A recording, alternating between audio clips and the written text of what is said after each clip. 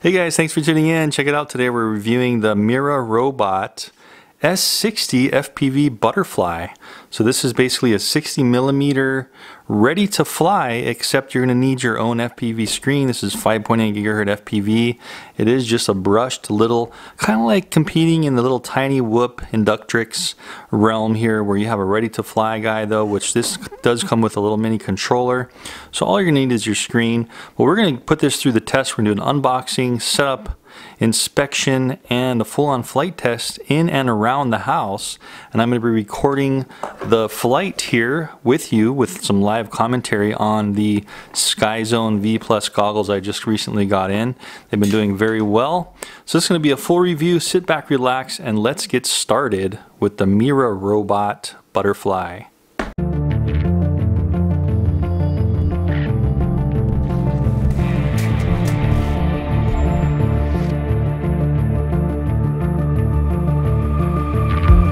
Okay, cool. So just on the box, you can see kind of how it looks here.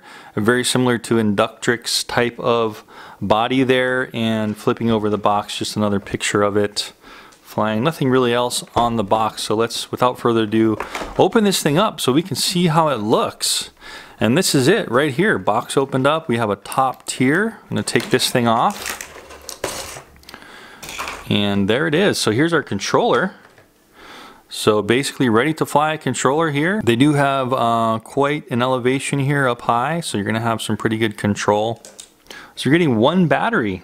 This is one of those little micro batteries, which the specs are 40C1S 200 milliamp hour battery with one of those micro connectors. I think they're a micro Pico, if I'm not mistaken, connector. You can buy these batteries anywhere. I'll have a link in the description if you guys want to have more of these. With this kind of craft, you really want to have multiple batteries. Some of the crafts available now come with a series of batteries in the RTF package. I would have liked them to maybe put in at least 2 of these, if not 3 or more. That would have been great. But 2, I think, would have been great to give you a little more flight time without having to keep charging up the battery and waiting. And speaking of the battery, here's the charger. So it's just a USB charger on one side, and then the female portion of that micro Pico connector on the other for charging. Last thing in the box is the quad itself, and can't forget the instruction manual down here on the bottom. Okay, so first off, the quad is just a nice little tiny guy, super light. This thing, it's not going to be weighing more than, gosh, 20-40 grams. Very, very light. Of course, this doesn't have the battery in it, but it's seeming very light. So the motors, they look pretty small. They look like 6 to 7 millimeter motors on here. These are brushed motors. You can see we have the 4-bladed props here, and a really interesting and complete kind of duct design here where it's just all encapsulated here. Very good guards here for around the house flying. You're going to be able to bump into a lot of stuff, not hurt anything or anyone, any pets or anything, and you're not going to break anything. The only downfall to this one is the camera is not adjustable, so it's a fixed facing just about perfectly forward camera. Hopefully it's a pretty wide angle lens, which it does look like, to give us a wide angle view so we can kind of see the stuff around us when we're flying forward. Looks like the motors are going to be easily swappable by just unplugging from the main flight controller board. So I was just looking at the instructions here, and it doesn't say anything about changing the FPV power or how powerful it even is. So I'm assuming it's about a 25 milliwatt. We'll definitely be experiencing that in the flight test in just a second. But this right here, this little push button, is how you're going to change the channel and the frequency of the FPV transmitter. On the very bottom here, you can see how we're sliding in our battery. Just slides in there. Fairly tight. Seems like it gets a little tighter as you push it in harder, and then we can just plug our power in right there. But that's really all there is to it, guys. It looks like this is going to be the FPV transmitting antenna hanging out the bottom, so you can bend that however you want. And then if you look very closely here on the top where the cowling meets the body, you can see that we have this little copper antenna here sticking out, and that's going to be our control antenna for the controller. Speaking of the controller, let's go through a quick little rundown on what all these buttons and sticks do. So we've got G and H on top. It's saying this is a bind button, and this one here is a mode switch. So I'm assuming that's going to be possibly our rates of flight. I'm not sure if this is going to have any kind of acro mode, so we'll be checking that also in the flight test. But we've got just our basic functions here: throttle, our yaw, our pitch, and our roll, of course, on the sticks. The sticks do not press in, so you're not going to have any alternative functions on the sticks. The buttons down below, very simple. All these are adjustments here for this stick, and these are saying it's adjustments for this stick. So just trim functions here. These buttons are a little bit vague. It doesn't look like these top ones are working. These bottom ones, it's saying that pressing both of these in at the same time is some kind of calibration adjustment. Popping open the back here, let's just see what kind of batteries it takes. 3 AA batteries, nice and simple. And it looks like this guy is going to clip on nice and tight. No screw needed if you don't want to. Cool guys, nice and simple. So let me get a charge in this battery, and I should have a couple more batteries that are very similar to this, maybe a little bit bigger. So we're going to do some thorough flight testing in and hopefully outside the house. It's a nice day today, hopefully not too windy, so we can take this outside and also check the range on this and see how far we can get through the house and outside the house. So I love doing these kind of internal and external combo flights, and hopefully this one can do it. So let's charge everything up and go fly and have some fun. Put the controller on first, turn that guy on. Just be careful you get the polarity right. There we go. I think actually the left trigger is to take off. Let's see. There we go. Whoa! So the left trigger is actually to bind it when you first start it up. So now we can spin the propellers. We're good to go. Anyway, let me put on these goggles and let's go fly FPV. So I got a nice clear view. I don't have any OSD as you can see on screen. I'm gonna try to put the controller in the front of the camera here so you guys can kind of see what I'm doing as I'm flying. Okay, here we go. Lifting off here. Great, so nice view. As you can see, we're in stabilized mode, so when I let off the sticks, it just wants to kind of self-level. So we want to be careful with our stick movement, just being very gradual. The sticks do feel a little bit slippery, so you might want to put some grip on the top of these sticks. Let's just kind of fly around the house here, see how well we can do navigating through the house. Sorry about the mess. Let's go into Kian's room, if it's not too windy in here. Hey, Kian. Oh! Can you grab that? Yeah, I won't go in your room again. Can you grab that and put it like on a level surface? I think he was surprised I was coming in his room. Okay, let's not bother Kian. Okay, lifting off. Nope. Oh, great.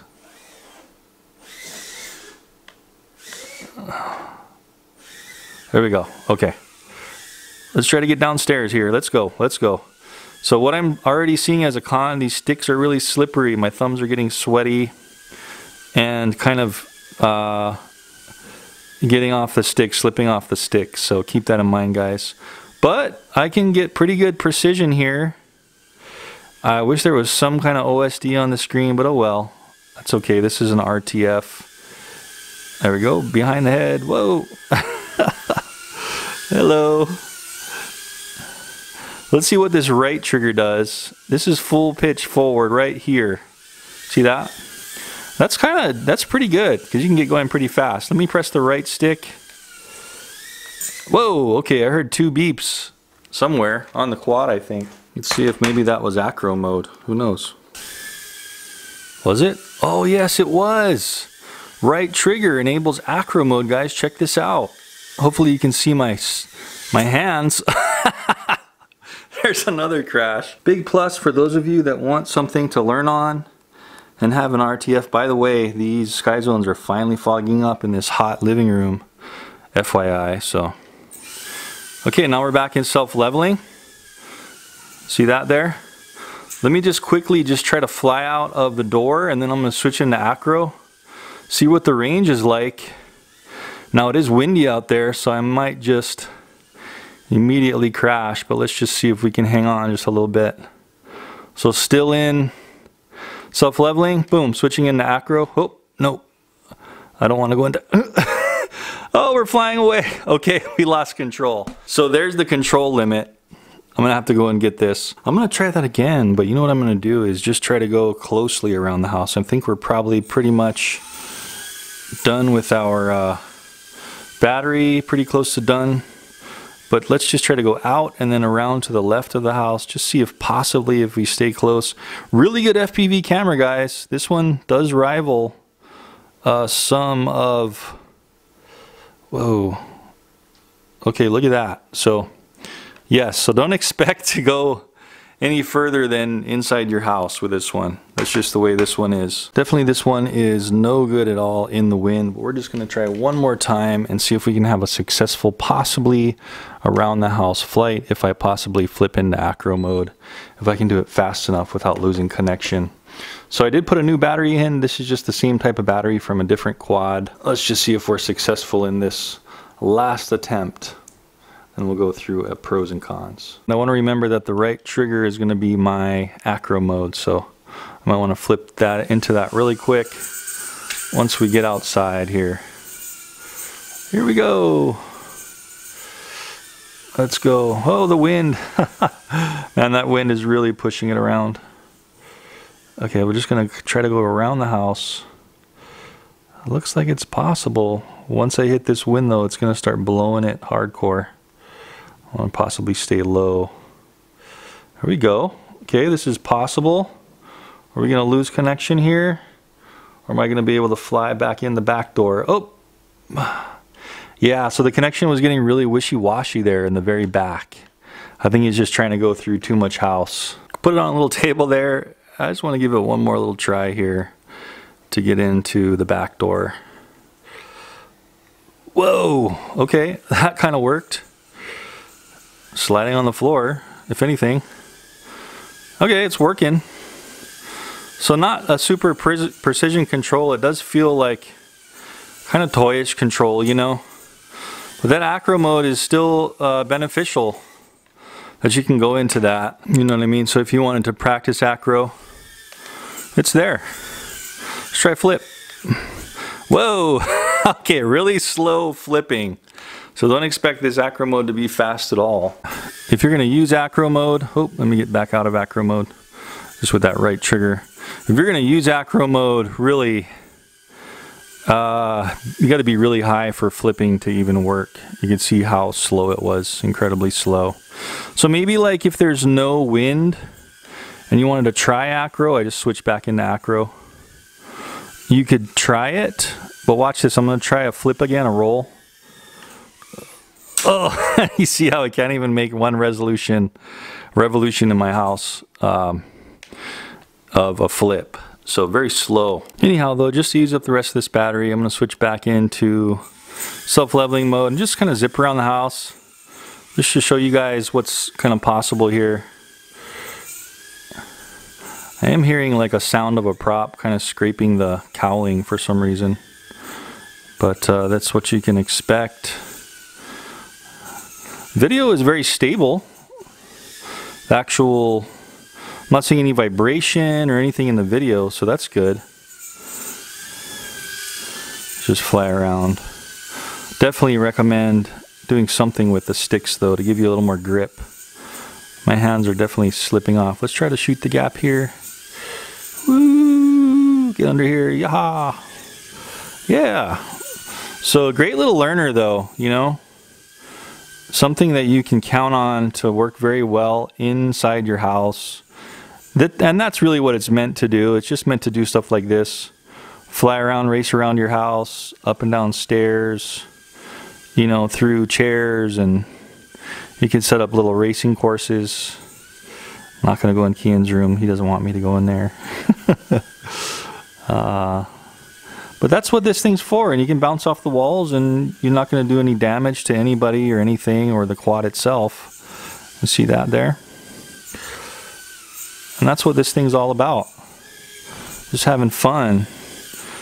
Learning FPV, going around your house. Whoa, that was weird. Anyway, I'm just going to keep going until this battery dies. And keep in mind, this is the other battery. It's the same everything. I think it's a little bit lower C rating. But it's the same milliamp hour, so it'll give you a good idea of how long this thing flies.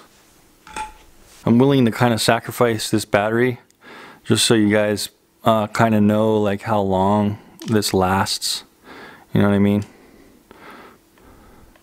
And it looks like that's it. Yeah, so my FPV kind of just started cutting out. Okay guys, well there you have it.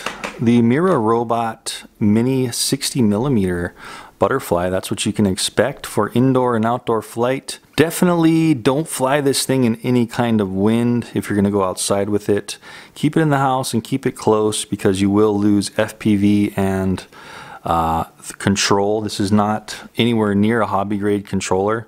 It doesn't have any antennas sticking out for range at the limit of what a toy grade is controller, with maybe more of a hobby grade quadcopter, but it's meant to get people into FPV that already have this version here, that already have maybe an FPV setup or can get a cheap FPV setup and just try FPV, see how they like it. Definitely do something with these sticks. They're just really slippery and large and round when you're trying to fly.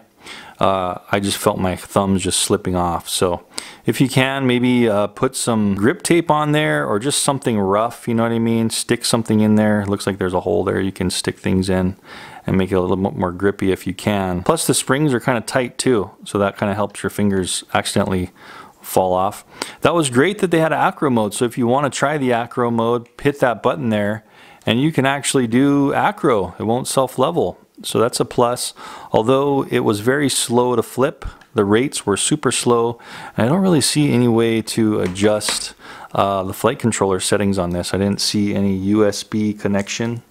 I better unplug this, shouldn't I, before we totally kill this battery, which I think I already did. A little bit puffed there. So that was my sacrifice for this battery to show you guys what the flight time was.